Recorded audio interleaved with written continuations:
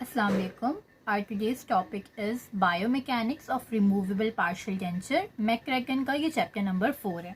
ये 4 topics cover करने हैं which is biomechanical consideration, simple machine and possible movements of partial denture. Why we are studying this क्योंकि जब भी हम आरपीडी अपने पेशेंट को दे रहे होते हैं तो हमारा बेसिक गोल क्या है. हम यही चाहते हैं कि जो आरपीडी हम इसे प्रोवाइड कर रहे हैं वो उसके लिए यूजफुल हो और फंक्शनल हो. इट मीन्स कि ऐसा ना हो कि आपने उसे जो डेंचर दिया है उसके दांतों के रिप्लेसमेंट में वो उसको फायदा पहुंचाने के बजाय उसे नुकसान दे रहा हो. तो आरपीडी बिल्कुल भी ऐसा नहीं होना चाहिए. That's why we are studying biomechanics. जब पेशेंट को पार्शियल डेंचर दिया जाता है तो इस चीज का ख्याल रखा जाता है कि जो चीजें उसके मुंह के अंदर मौजूद हैं, फॉर एग्जाम्पल सपोर्टिंग टिश्यूज, जब आप आरपीडी देते हैं तो वो किसके ऊपर लाई करता है, वो रेजिडुअल रिच के ऊपर मौजूद होता है. इस रिच के साथ ही एक आपका नेचुरल टूथ मौजूद है जिससे ये क्या करेगा, सपोर्ट लेगा. तो that's why we are calling this tooth an abutment. ठीक है. तो जब भी हम आरपीडी देंगे हमारा बेसिक गोल यही है कि वो आपके लिए यूजफुल हो, फंक्शनल हो और वो स्टेबल हो. ये ना हो कि वो आपके मुंह के जिन सपोर्टिंग टिश्यूज के ऊपर लाई कर रहा है, जिनसे सपोर्ट ले रहा है, वो उन्हें ही नुकसान ना पहुंचाए.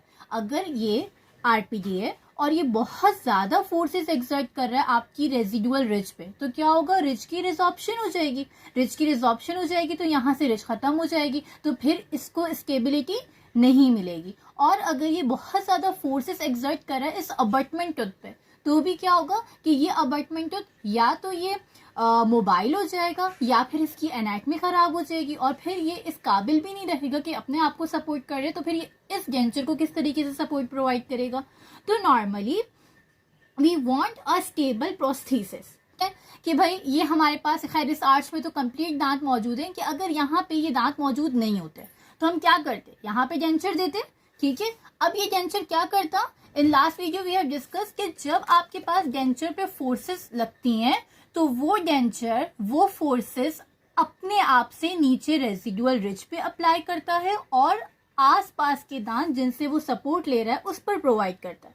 तो अगर ये फोर्सेस आपकी रेजिडुअल रिज और अबटमेंट टूथ की ताकत से ज्यादा होंगी तो क्या होगा, ये डिस्ट्रक्शन हो जाएगी रेजिडुअल रिज और अबटमेंट टूथ की. That's why we are saying that कि इस डेंचर के ऊपर लगने वाली फोर्सेस की वजह से जो स्ट्रेस इस सपोर्टिंग टिश्यू पे डाला जा रहा है वो इसकी फिजियोलॉजिक टॉलरेंस से ज्यादा नहीं होना चाहिए. तो what is physiologic tolerance? is a range of mechanical stimulus that a system can resist without disruption or traumatic consequences. यानी हमारा जो सपोर्टिंग टिश्यू है वो कितनी फोर्स अपने ऊपर बर्दाश्त कर सकता है खराब होने से पहले पहले तक, तो वो उसकी फिजियोलॉजिक टॉलरेंस है. यानी उसकी बर्दाश्त से बाहर जब भी वो फोर्स होगी तो वो डिस्टर्ब हो जाएगा, उसमें ट्रॉमा हो जाएगा. तो हमेशा आरपीडी से अप्लाई होने वाली forces with in the physiologic tolerance होनी चाहिए, उससे ज्यादा नहीं होनी चाहिए क्योंकि ये आपके नेचुरल टिश्यू को डिस्ट्रॉय करेगा. फिर टॉक अबाउट इंजीनियरिंग मैकेनिक्स. तो इंजीनियरिंग मैकेनिक्स में ये होता है कि फॉर एग्जाम्पल आप कंसिडर करें ये रहा आपका डेंचर और इसके नीचे है रेजिडुअल रिज. ओके. अब अगर कांटेक्ट एरिया बहुत ज्यादा है, यानी डेंचर जो है वो रेजिडुअल रिज से कांटेक्ट में है, तो जितना एरिया इसका कांटेक्ट में है उतनी ज्यादा फोर्स इजीली डिस्ट्रीब्यूट हो रही है. लेकिन अगर आपके पास कम एरिया कांटेक्ट में है लाइक दिस, ठीक है, और नीचे यहाँ पे रेजिडुअल रिज मौजूद है, तो क्या हुआ, ये कम एरिया कांटेक्ट में है. तो जब कम एरिया कांटेक्ट में होगा तो एक पॉइंट पे ज्यादा फोर्स एक्सर्ट होगी. ये बिल्कुल ऐसी ही फिजिक्स है जैसे हमने प्रेशर में पढ़ी थी कि एक वुमेन जिसका 50 kg वेट है वो 1 सेंटीमीटर की हील पहन कर आती है, तो वो वुमेन ज्यादा फोर्स एक्सर्ट करेगी as compare to that elephant जो वहां पे उससे डबल वेट का था. क्यों?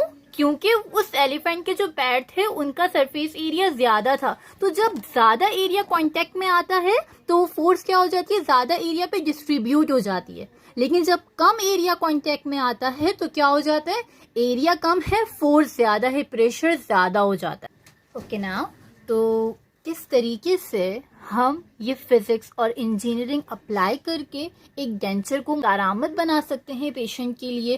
क्या प्रिंसिपल्स हैं वो हम पढ़ेंगे बायोमैकेनिक्स ऑफ आरपीडी में। ठीक है।